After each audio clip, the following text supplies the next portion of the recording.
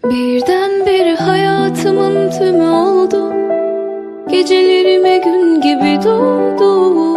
Gidersen bir gün bir üzülür çok. Hayatımın tümü oldu. Assalamualaikum warahmatullahi wabarakatuh. Innal hamdalillah wassalatu wassalamu ala rasulillah. Saya ingin bicara politik ya, setelah kemarin bicara tentang ojo lali masakan Padang. Sekarang tanggal 20 Desember jam 5 pagi lewat 6 menit waktu Indonesia Barat atau waktu Parung. Banyak hal aneh dalam pemerintahan Pak Jokowi ya. Pertama soal IKN, Ibu Kota Negara Nusantara. Tiba-tiba, kalau saya tidak salah tahun 2019 ya, itu tiba-tiba Pak Jokowi minta izin untuk memindahkan ibu kota di dalam forum anggota DPR kalau tidak salah itu. Pakai pakaian adat, saya pasti ingat videonya. Padahal dalam perdebatan, dalam kampanye itu tidak ada materi pemindahan ibu kota. Ini proyek siapa sebenarnya? IKN, yang sekarang ternyata diputuskan secara politik memakai anggaran APBN itu 19% kalau nggak tidak salah kata Pak Luhut, dan ini menimbulkan kontroversi berkepanjangan 2020, 21, 22 udah 3 tahun tuh tidak ada kelompok civil society, para intelektual merdeka yang mendukung IKN, dan mereka mengajukan judicial review ke MK. Dan sampai sekarang setiap hari Rocky Gerung menghantam ya, gagasan pemindahan ibu kota itu dengan segala macam cara, dan begitu juga tokoh-tokoh yang lain, dan digagalkan semua di MK. Ini satu proyek yang tidak ada kaitannya dengan kesejahteraan masyarakat, yang hanya merupakan arogansi dari kekuasaan untuk meninggalkan legacy dengan membebani masyarakat, kira-kira begitu tesis dari civil society. Dan kedua, masalah yang super aneh selain IKN adalah kereta cepat yang kemarin katanya mengalami kecelakaan, tapi tidak diumumkan dengan segera kecelakaannya karena apa? Kereta cepat Jakarta-Bandung, dan katanya yang mati itu sejumlah pekerja Cina, menimbulkan pertanyaan. Satu proyek presisius yang juga menimbulkan kontroversi karena awalnya itu didesain atau disurvei atau diadakan satu penelitian atau usaha-usaha penjajakan kelayakan oleh Jepang. Menurut pemerintah, menurut Jepang yang ahli kereta api itu, kereta cepat IKN itu tidak layak dan tidak perlu dilanjutkan dengan dana sekitar berapa 6 triliun. Tapi kemudian Cina masuk dan pemerintah mengambil ide kereta cepat itu meskipun biayanya makin lama membengkak, dan diteruskan, dikritik terus oleh para ahli baik Said Didu, Rocky Gerung dan lain-lainnya. Tapi pemerintah terus ya melakukan hal yang aneh ya soal kereta cepat itu, dan ternyata tidak jadi ya. Xi Jinping dalam G20 itu naik kereta cepat Jakarta Bandung, tidak merasa mungkin tidak terlalu penting ya Presiden Cina ya mendorong kereta cepat itu. Hal aneh yang ketiga adalah Undang-Undang Cipta Kerja yang kemudian disahkan oleh pemerintah dan disahkan di tengah malam, dengan pekerjaan mengesahkan dan membahas itu sampai malam, dan menimbulkan kontroversi, demo di berbagai kota. Banyak orang yang terluka dan dipenjara karena memprotes undang-undang yang merugikan kaum buruh itu, kaum pekerja itu, dengan alasan investasi.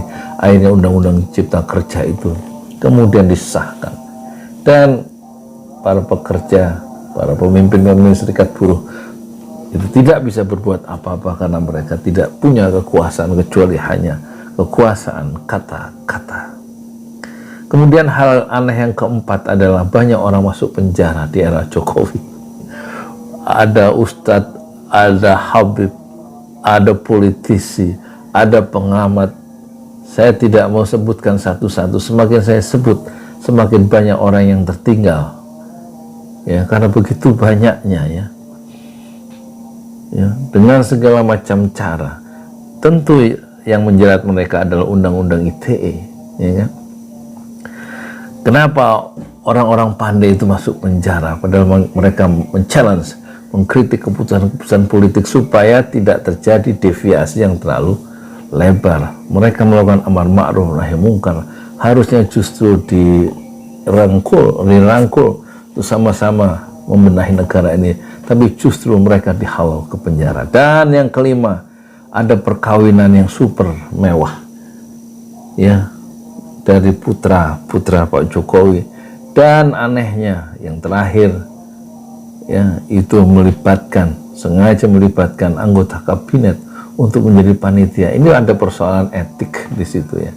Harus dibuatkan sebuah aturan baru di masa mendatang saat pemerintahan Anies Baswedan atau pemerintahan siapa saja, dilarangnya ya percampuran kepentingan antara kepentingan keluarga dengan kepentingan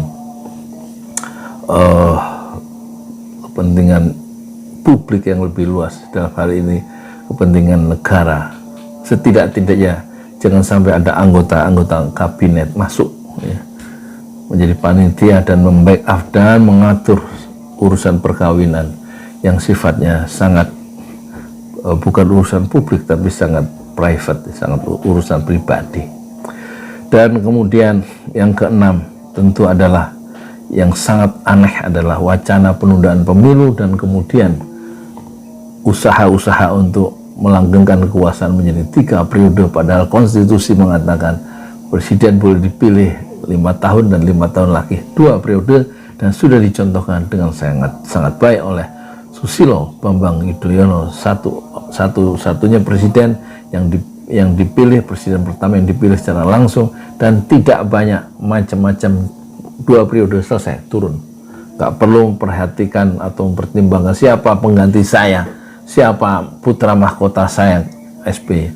Justru SBY meninggalkan legacy di akhir kekuasaannya, itu menandatangani undang-undang BPJS yang sangat berguna untuk jutaan orang itu dan menandatangani undang-undang desa sehingga 74.000 desa lebih itu di Indonesia sekarang mendapatkan dana 1 miliar sampai 1,5 miliar per tahun karena legacy dan warisan yang sangat kilang gemilang dari Susilo Bambang Yudhoyono dengan menandatangani satu keputusan politik yang sangat berguna untuk rakyat, yaitu undang-undang desa dan undang-undang BPJS. Dan yang ketujuh, tentu hal aneh di masa Jokowi adalah bagaimana Jokowi dengan segala cara ya melalui Menteri Dalam Negeri menunjuk pejabat-pejabat kepala daerah hampir 270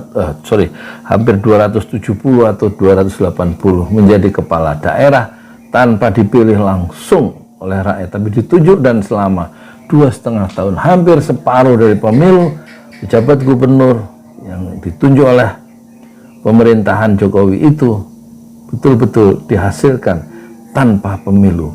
Ini semacam kita terkenang pada gagasan Soekarno ya, guided demokrasi, jadi demokrasi terpimpin ya. Akhirnya kepala daerah yang ditunjuk langsung ya oleh Jokowi itu, oleh Presiden Jokowi itu bisa di guidance ya untuk memenuhi kebutuhan keinginan penguasa pada periode-periode sekarang dan periode berikutnya. Karena mereka tidak dipilih oleh rakyat, mereka menjadi pemimpin publik. Para gubernur, bupati, dan wali kota itu dipilih, ditunjuk oleh penguasa. Dan ini satu cacat demokrasi yang ada di era sekarang, dan itulah hal-hal yang aneh di masa pemerintahan Jokowi, yaitu IKN, kereta cepat, undang-undang cipta kerja, banyaknya orang masuk penjara, perkawinan yang mewah, anak presiden yang melibatkan para anggota kabinetnya sendiri, dan kemudian usaha untuk memperpanjang kekuasaan dengan menunda pemilu dengan segala macam dalih, dan yang ketujuh, hal aneh adalah ditunjuknya kepala daerah oleh penguasa, oleh presiden secara langsung, dan mereka tidak dipilih dalam perjuangan politik untuk mencapai kekuasaan, tapi mereka betul-betul menjadi penguasa di daerah dengan selembar surat keputusan. Saya Yudi Pramoko, tukang donat dari para YouTuber tertua di semesta Fasbir Sabrun Jamila. Bersabarlah dengan kesabaran yang indah. Assalamualaikum warahmatullahi wabarakatuh. Birdenbire hayatımın tümü oldu. Gecelerime gün gibi doğdu. Gidersen bir gün bir üzülür çok. Hayatımın tümü oldu. Gecelerime gün gibi doğdun. Gidersen bir gün bir kırılır çok. Adı lazım değil, baş harfi ben. Birdenbire hayatımın tümü oldu. Gecelerime gün gibi doğdu. Gidersen bir gün bir üzülür çok. Hayatımın tümü oldu. Gecelerime gün gibi doğdun. Gidersen bir gün bir kırılır çok. Adı lazım değil.